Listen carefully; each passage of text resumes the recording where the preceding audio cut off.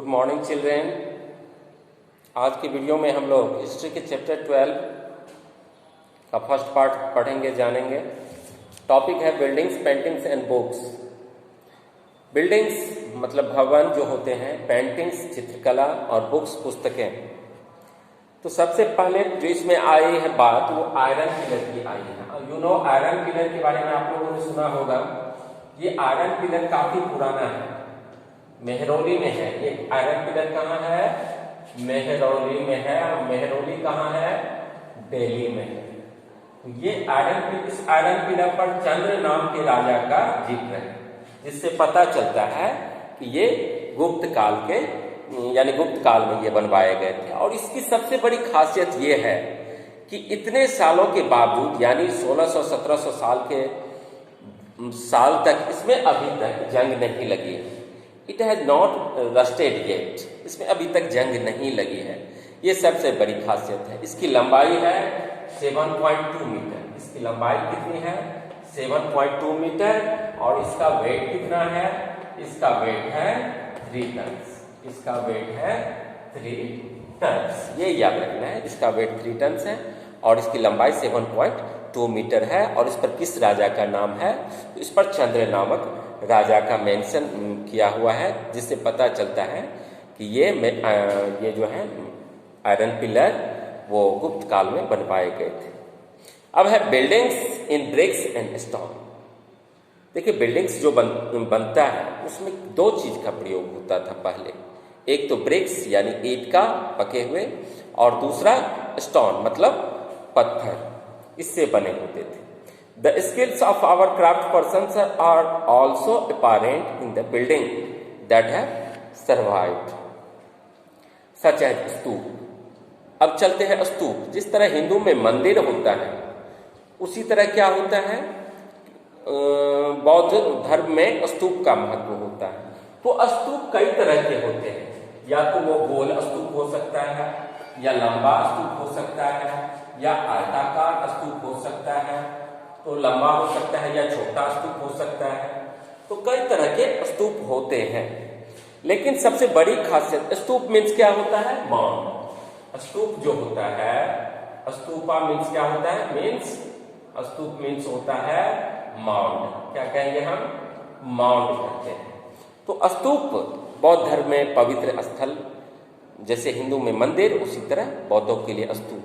लेकिन स्तूपों में सबसे बड़ी खासियत थी रेलिंग कास्केट। चाहे वो बड़ा स्तूप हो, छोटा स्तूप हो, मान लीजिए कि यहाँ हम दे देते हैं ये रेलिंग कास्केट सब में पाया जाता है। चाहे छोटा स्तूप हो, बड़ा स्तूप हो, गोलाकार हो, लंबा हो, सब में ये रेलिंग कास्केट पाया जाता है। अब ये रेलिंग कास्केट क्या है? देखिए, रेलिंग कास्केट इसमें ये होता है कि बुद्ध से जुड़ी कोई भी वस्तु, चाहे वो दांत हो या उनके हड्डी के अवशेष हो या राख हो आदि, इसमें ये रेलिंग कास्केट में मौजूद होते हैं। ये सबसे बड़ी खासियत है। कोई भी स्तूप होगा, जैसे मंदिर में, उसी तरह मैं मंदिर की बात करूं। देखिए, टेम्पल में क्या होता है?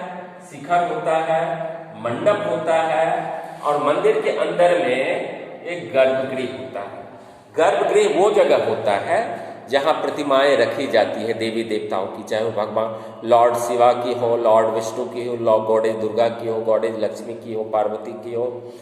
तो इसके जो है वो स्टेचू जहां रखी जाती है मंदिर में, उसको कहा जाता है गर्भगृह। अब प्रदक्षिणा क्या होती है? तो प्रदक्षिणा दोनों में होती है। हम मंदिर के चारों ओर, हिंदू धर्मावलंबी क्या करते हैं? मंदिर के चारों ओर प्रदक्षिणा करते हैं। तो जिस मार्ग से वो प्रदक्षिणा करते हैं वो कहलाता है प्रदक्षिणा पाथ। उसी तरह स्तूप के चारों ओर भी बौद्ध धर्मावलंबी प्रदक्षिणा करते हैं, और इस प्रदक्षिणा को कहा जाता है, ये जो है जिस पाथ से की जाती है उसे कहा जाता है प्रदक्षिणा पथ। तो ये कॉमन है, जो दोनों में प्रदक्षिणा की जाती है, बौद्ध धर्म के स्तूपों के चारों ओर भी और हिंदू में मंदिर के चारों ओर भी। गर्भगृह आप लोग समझ गए। तो गर्भगृह और रेलिंग कास्केट समझ गए। तो रेलिंग कास्केट क्या होता था? Railing casket was covered with earth. उसको अर्थ से, मिट्टी से ढका होता था। Later a layer of mud brick और baked brick was added on the top. उसके ऊपर क्या होता था? पहले तो मिट्टी से ढक दिया जाता, फिर उसके ऊपर ब्रिक से, चाहे वो मड ब्रिक हो या बेक ब्रिक हो, उससे उसको ढक दिया जाता था। And then the dome like structure were sometime covered with carved stone slab, और उसके बाद उस पर डोम लाइक स्ट्रक्चर होता था, ऐसे डोम लाइक स्ट्रक्चर होता था। तो dome like structure was sometimes covered with carved stone slabs. Often a path known as the pradakshina path was laid around the stupa. Pradakshina पथ स्तूप के चारों ओर लगा होता था, और ये प्रदक्षिणा पथ जो होता था, जो this was surrounded with railings. इसके चारों ओर क्या होती थी? इसके चारों ओर क्या होती थी? रेलिंग होती थी, एक गेट होता था बीच में, प्रवेश करने के लिए एक गेट होता था, बीच में रेलिंग होता था, आप समझ सकते हैं, और ये प्रवेश द्वार था जिसमें, और चारों बगल इसके रेलिंग होती थी, एक गेटवे होता था जिससे प्रवेश किया जाता था। तो devotees walked around the stupa in A clockwise direction, जैसे घड़ी की सुई चलती है ना, उसी दिशा में जो डिवोटी होते थे वो प्रदक्षिणा करते थे। And pradakshina was a mark of devotion, ये डिवोशन का प्रतीक था, निष्ठा का चिन्ह था। तो both railings and gateways were often decorated with sculptures, जितने भी रेलिंग्स होते थे उसको अच्छी तरह से सजाया जाता था, या गेटवे द्वार जो होता था उसको भी अच्छी तरह से सजाया जा सकता है। जैसे हम अमरावती जो मैप 7 में है, पेज नंबर 113 में आप देख सकते हैं। This was a place where magnificent stupa once existed. Amaravati में एक स्तूप है, सांची का स्तूप मध्य प्रदेश में। तो many of the stone carvings for decorating the stupa were made about 2000 years ago. Other buildings were hollowed out of rock to make artificial caves. Some of these were very elaborately decorated with sculptures and painted walls. तो some of the earliest Hindu temples were also built at this time. इस समय ढेर सारे हिंदू मंदिर भी बनाए गए थे, ऐसा नहीं था कि सिर्फ स्तूप ही बनाए जाते थे। तो deities such as Vishnu, Shiva and Durga were worshipped in these shrines. बौद्ध के लिए shrines जो होता था, तो वहाँ विष्णु, शिव, दुर्गा आदि की पूजा होती थी। The most important part of the temple was the room known as the garbhagriha, जिसे क्या कहा जाता था? गर्भगृह कहा जाता था। Where the image of the chief deity was placed, जहाँ देवी देवताओं की प्रतिमा रखी जाती थी। It was here that priest perform religious rituals, यहाँ रिलीजियस रिचुअल्स कहाँ किए जाते थे?